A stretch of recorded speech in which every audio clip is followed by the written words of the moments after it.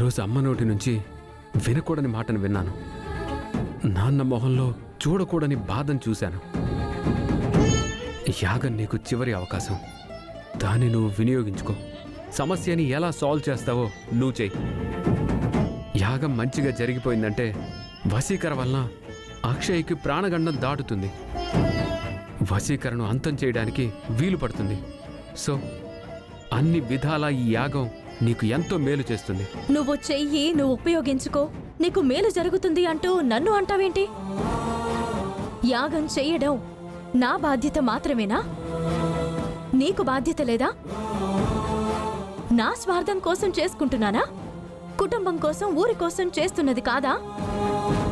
ఎందుకిలా వేరు చేసి మాట్లాడుతున్నావు? యాగం పూర్తయ్యేంత వరకు నువ్వు నాకు తోడుగా ఉండాలి. స్వామీజీ గారు సూచించినట్టు యాగంను పరమ పవిత్రంగా, నిష్ఠగా జరిపించాలి. ఎవరి వలన ఎటువంటి ఆటంకం రాకుండా మనం జరిపించుకుందాము. అంతా నా ఒక్క దాని మీద తోసేసి అందరూ చేతులు దులిపేసుకుంటారా? ఈ యాగం విషయంలో స్వామీజీ దగ్గరికి వెళ్ళడానికి మొదటి అడుగు వేయించింది నేను సపోర్ట్ చేయడం వల్లే అమ్మా నాన్నలు స్వామీజీ దగ్గరకు వచ్చారు. నువ్వు ముందు అది గుర్తు చేసుకో. ఏదో పెద్ద ఘనకార్యం వెలగబెట్టేసినట్టు అలా మాట్లాడతావెందుకు? నువ్వు సపోర్ట్ చేయకపోతే మాత్రం నేను అత్త మామలని ఒప్పించుకుని ఉండేదాన్ని కాదనుకుంటున్నావా? అవునా? అయితే ఆ విధంగానే చేసుండాల్సింది. నేను పిచ్చోడ్ని, మధ్యలో అనవసరంగా దూరాను. చిన్న పని చేసినందుకే నీకు నువ్వు గొప్పడవని అనేసుకుంటున్నావు. నేనెంత చేస్తున్నా అందరితో మాటలు పడ్డం తప్ప అభినందించేవారు ఒక్కరూ లేరు. అభినందించే పనులు చేస్తే అందరూ అభినందిస్తారు. గతంలో మీ అమ్మ ఊరికి సేవలు చేయడం వల్ల అభినందనలు వచ్చాయి. నీరాజనాలు, సన్మానాలు అన్నీ జరిగాయి. ఊరి కోసం చేయకపోయుంటే ఆమెకు అంత పేరొచ్చుండేదా?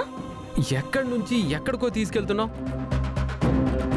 నువ్వు ఏది వదిలిపెట్టావో దాని గురించి మాట్లాడుతున్నాను. ఆగండి.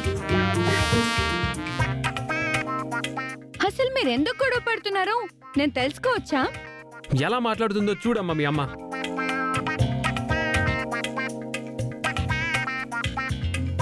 నేనంతా విన్నాను.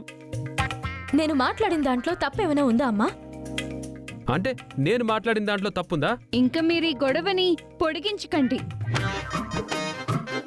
ఇద్దరు మాట్లాడిన దాంట్లో తప్పులేదు. ఇద్దరు మనసులో ఏదో పెట్టుకుని బయటకి ఇంకొకటి మాట్లాడుతున్నారు. మనసులో ఏముందో అదే మాట్లాడానమ్మా నేను.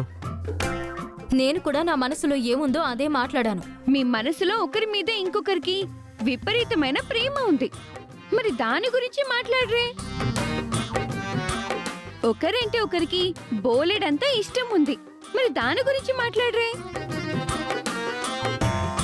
క్షణం దూరమైనా యుగంలో గడుస్తుంది కదా మీకు. మరి ఆ విషయాల గురించి ఎందుకు మాట్లాడరు? చెప్పింది వింటుంటే ఇష్టాలు ప్రేమలు కంటిన్యూ అవుతుంటాయి. ఎన్ని గొడవలు వచ్చినా, కోపాలు తాపాలు చూపించుకున్నా మా మనసులో ఉన్న ప్రేమ ఇష్టం పోదు. అలాగే ఉంటుంది. తమరిలా కాదు. 4 రోజులు ప్రేమని చూపించి 4 నెలలు దూరం పెట్టే రకం నేను కాదు. జీవితాంతం చూపించాలనే ఉంటుంది మాకు కూడా. అది తమరు అర్థం చేసుకుంటే బాగుంటుంది. ఇదండి మా అమ్మ నాన్నల ప్రేమ కదా. ఒకరంటే ఒకరికి ప్రాణం. మధ్యలో చిన్న సమస్య రావడం వలన ఇలా చిర్రుపురులాడుకుంటున్నారు.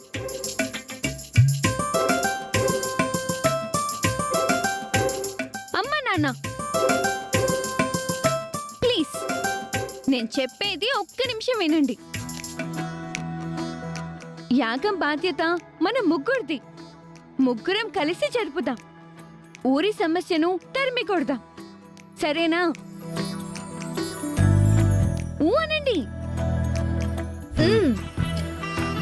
ఈ పూట మనం ముగ్గురం కలిసి ఇక్కడే పడుకుందాం. అదేం కుదరదమ్మా. నేను బయట హాల్లో పడుకుంటా. నేను వరండాలో నులక మంచం మీద పడుకుంటాను. అయితే నేను ఇంటి పైకప్పు మీద పడుకోవాలా? ఇద్దరు అల్లరి చేయకుండా బుద్ధిగా నేను చెప్పింది వినండి. రండి.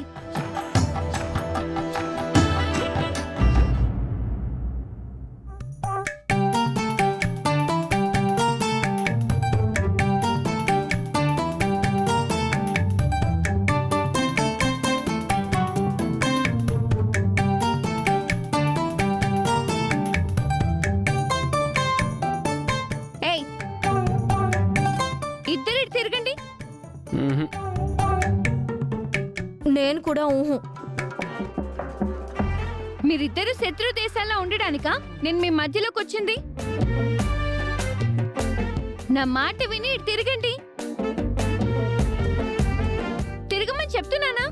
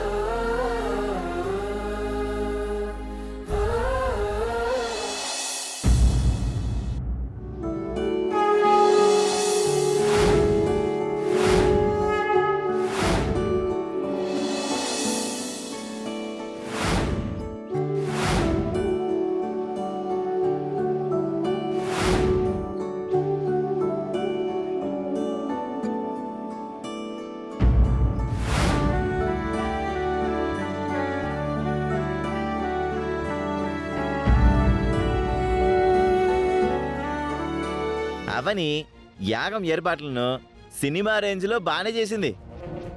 ఏర్పాట్లెప్పుడు బాగానే ఉంటాయి. కార్యక్రమమే సజావుగా సాగుతుందా అని అనుమానంగా ఉంది. అవునవును, 1/4 కిలో కూరకి 3/4 కిలో మసాలా అన్నట్టు అవని చేసే పనులన్నీ ఇలాగే ఉంటాయి. ఆ, నిజంగానే దేవుడు గొప్పోడే. ఎందుకు? ఆ మీలాంటి వాళ్ళని ఇంకా ఈ భూమి మీద ఉంచినందుకు. ఇదిగే నిన్ను ఉంచినందుకు ఆయన ఇంకా గొప్పడు. మ్మ్.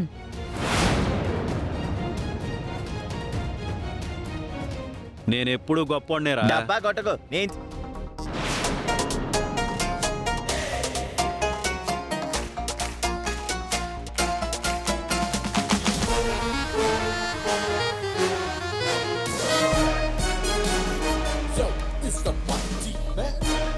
ఏంటి అందరూ వచ్చేసారు? ఈ యాగానికి మీకు కూడా ఆహ్వానం అందిందా? ఊరి కోసం జరుగుతున్న యాగం, ఊరికి ఆహ్వానం లేకపోతే ఎలా? ఇది అక్షయ్ గురించి జరుగుతున్న యాగం కదా. ఏదైనా ఊరికి సమస్య రాకుండా జరుగుతున్నదే కదా, అందుకే అందరం వచ్చాం. యాగం ఇంకా మొదలు కాలేదేంటి? స్వామీజీ ఏరి? ఇంతకీ అవని వాళ్ళెక్కడా? స్వామీజీ అయితే ఆన్ ద వే. అవని వాళ్ళు అమ్మవారితో వస్తున్నారు.